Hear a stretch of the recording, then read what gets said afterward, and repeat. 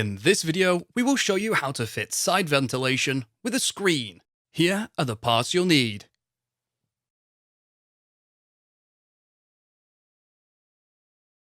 Timber side rails are 47mm by 75mm, commonly known as 3x2, and supplied in lengths of 1.6 meters, 1.8 meters, and 3.2 meters long.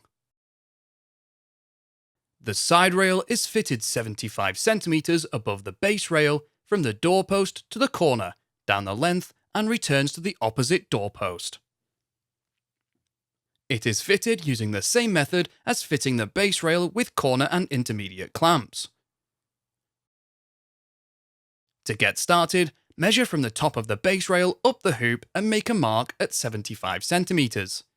Fit a corner clamp to the corner hoop. To assemble the corner clamp, place a U-bolt around the corner hoop with the threads pointing towards the inside of the polytunnel. Place the tube pressing and then corner clamp onto the threads, ensuring the corner clamp wings are positioned as shown, loosely secure in place. Locate a 3.2 meter length of timber and position it down the length of your polytunnel so that one end is flush with the end of your polytunnel.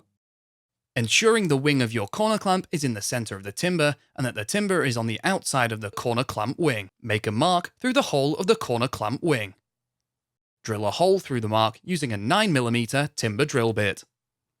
Push a bolt through the timber and corner clamp, ensuring the thread is on the inside of the polytunnel. Adjust the clamp to the height mark and secure with a nut. To secure the side rail to the intermediate hoop, use an intermediate clamp. Ensure your side rail is to the height mark and drill a hole through the timber on each side of the hoop using a 9mm wood drill bit. Place a bolt through each of these holes from the intermediate clamp. An arch pressing is placed over the bolts and secured in place with nuts. To add another section, you will need to join another piece of side rail to the one you have just fitted. Position a nail plate equally across the joint and secure in place using square twisted nails. You will be required to fit a nail plate to each side of the joint. Work down the length of your polytunnel, joining sections of 3.2 meter long side rail, finishing with a 1.8 meter length if required, and securing them to the intermediate hoops using clamps. The side rail will exceed the length of your polytunnel and will be cut off later. We will now show you how to fit the side rail from the doorpost to the corner hoop. Using a length of timber 3.2 meters long, butt an end up to the inside of the corner clamp wing. Make a mark through the hole and another mark where you are required to cut the piece in line with the doorpost. Drill a hole and cut the timber, and then reposition the side rail. Secure it to the corner clamp using a washer and nut. Use the spirit level to make sure it is level to the doorpost, and then use a 4mm timber drill bit to drill a pilot hole in the center of the inside edge of the doorpost through into the corner rail. Screw a 150mm screw through the hole to secure together. Reinforce the joint from the doorpost to the side rail with a nail plate and square twisted nail. Nail plates are installed on both sides of the joint.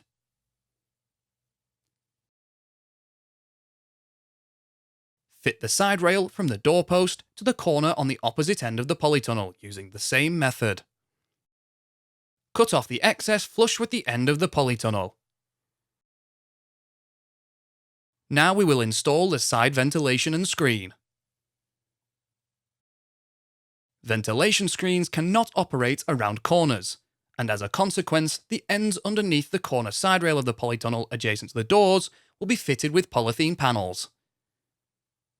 To get started, we will fit the polythene screen down the length of your polytunnel. From the end of the side rail on the length, measure in 20 centimeters and 40 centimeters.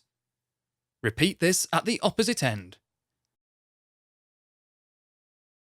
The polythene screen will be fitted between the two 20cm marks. Roll out the polythene screen down the length and position it so one end is on the 20cm mark. Ensure the polythene screen is flush with the top of the side rail and secure it using staples until you reach the 20cm mark at the opposite end. Once you have reached the other end, use a piece of timber to cut the polythene screen to size. Use a straight edge to ensure you get a vertical cut. We will now fit the corner polythene panels to each end. Roll out the polythene panel and position it so one end is on the end of the 40cm mark and around the corner, leaving it to overhang the doorpost. Ensure the top edge is flush with the top of the side rail and staple the polythene panel to the side rail. Repeat on the opposite end. The ventilation netting can now be fitted.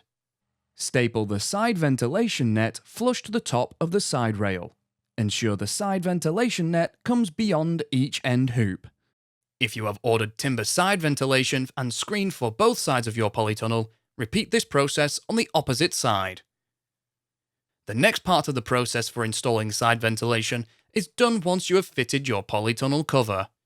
This is because during the process of fitting the cover, the rails are raised, the cover is attached, and then the rails are lowered to add extra tension. Fitting ventilation before the cover has been fitted will hinder the process and will result in the ventilation netting becoming baggy. Please watch the video fitting the polytunnel cover to timber rails and then return to this section to perform the final fit of your ventilation and screen. A timber post 47mm by 75mm and 1.6 meters long should be cut to fit between the base rail and the side rail. This needs to be positioned flush to the outside of the end hoop.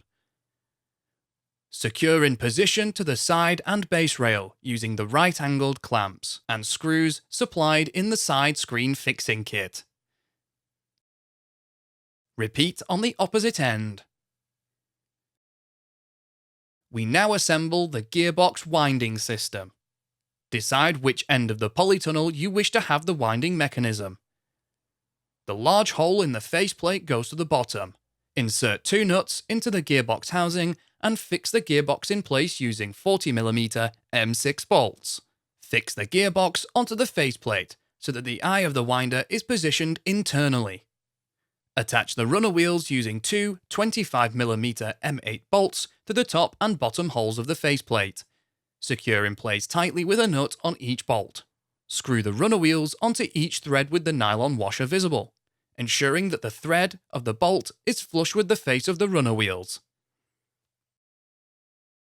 Measure and cut the winder track to fit on the corner post between the side rail and base rail. Slide the winder down into the track and screw into position on the inside of the corner post, ensuring that the track is screwed to the inner edge of the post using 35mm long screws. The screen tube is supplied in 1.57 meter lengths and is swaged at one end and plain on the opposite end. The screen tubes slot together. When fully assembled, the tube will exceed the length of your polytunnel. You will be required to trim the last piece to size. Starting with one tube, use a 5mm metal drill bit to drill a hole through the tube, 7 cm in from the end. Locate the drive pin into the tube, align the holes, and bolt together with the 35mm M5 bolt and lock nut. Push the gearbox drive pin into the square drive hole in the gearbox. The remaining tubes should be slotted together. The final piece should be cut 2.5 cm short of the vertical post at the opposite end of the winding mechanism. Finally, secure these tubes together using a self-drilling screw with the provided driver socket 4 cm from the joint. The polythene screen is fixed to the screen tube through the use of clips. In order to aid fixing, it is advisable to trim the polythene approximately 30 cm beyond the base rail.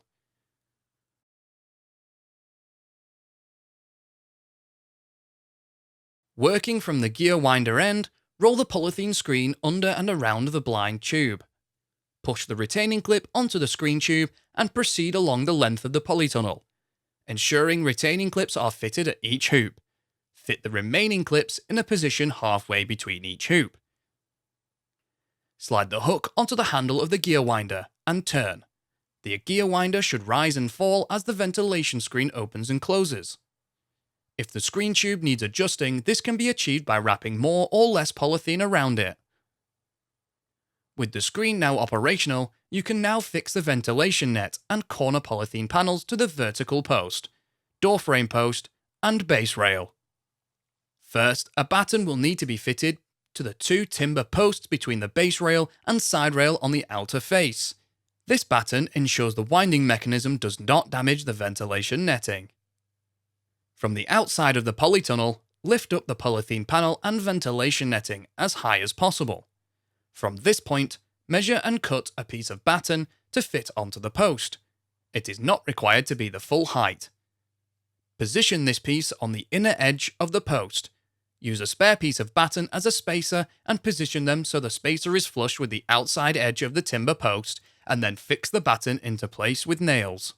Repeat on the timber post on the opposite end.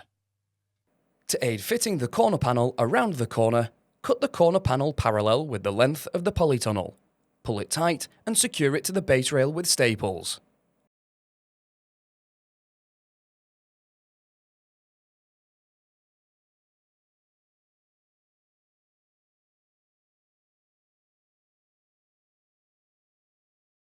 We will now secure the ventilation net to the base rail first. The ventilation netting is secured to the base rail using battens. To speed up the process, we recommend pre-nailing a number of battens. Nails should be 20 cm apart and should not protrude.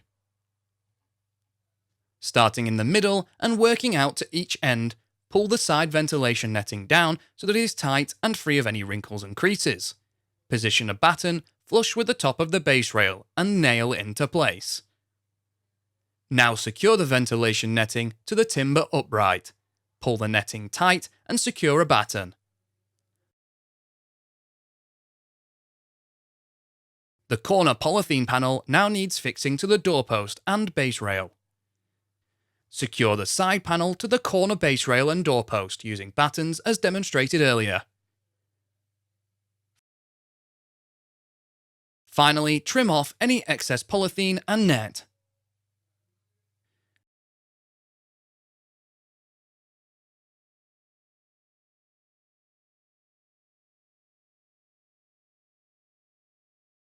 Repeat this second step on the opposite side of your polytunnel if you have side ventilation with a screen on both sides.